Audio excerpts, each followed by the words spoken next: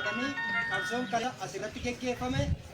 Reeffa diinaa lafatti ilaalaa kan jirtan, mooraa diinaa dhuunfattanii kan jirtan, dhiigni hedduun kan ilmaan keetii dhangala'ee hedduun qabee magaalaa dhuunfanneerra. Kanaaf kanatti fufnee daqiiqaa tokkoof mataa keenya gadi qabanna. Tole booda sii bilbilu. Waatte. Ni yaadanna.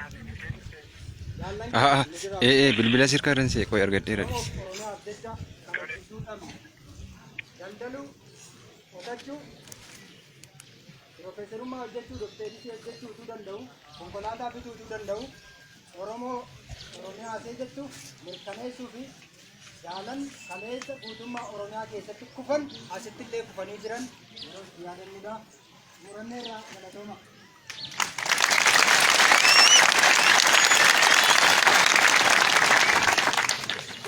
Kan itti aanu haala yeroo irratti waa isinitti himu.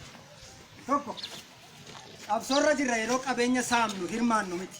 Sirrii moo sirrii miti? Yeroo itti qabeenya wal gumaachinu eenyu wal kabajnurraan ala yeroo itti qabeenya diinaa tokko tokkoon mana keessatti guurratan miti. Wanta ta'eef qabeenya diinaa dugda diinaa irraa kaleessa amma irraatti saamame mooraa diinaa keessaa waan fuudhame qeerroon ganda jirtu, jaarsoliin biyyaa ganda jirtu, abboonni amantaa ganda jirtan keessaa ni to'attu iddoo tokkotti walitti qabdu qabeenya waloomoo waloomin dubbadaaga eegamuu danda'uu qaba.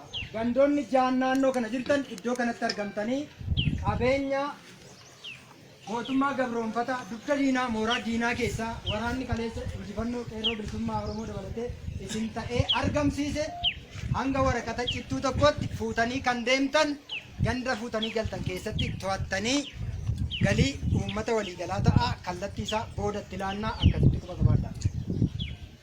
Nagaamu lama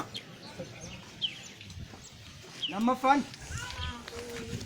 hin bilisoomne naannoo qellemtu bilisoome guutummaa Oromiyaa keessatti duula qabsoo sabaa uummata Oromoof waraanni bilisummaa Oromoo geggeessaa jiru quba qabaadha.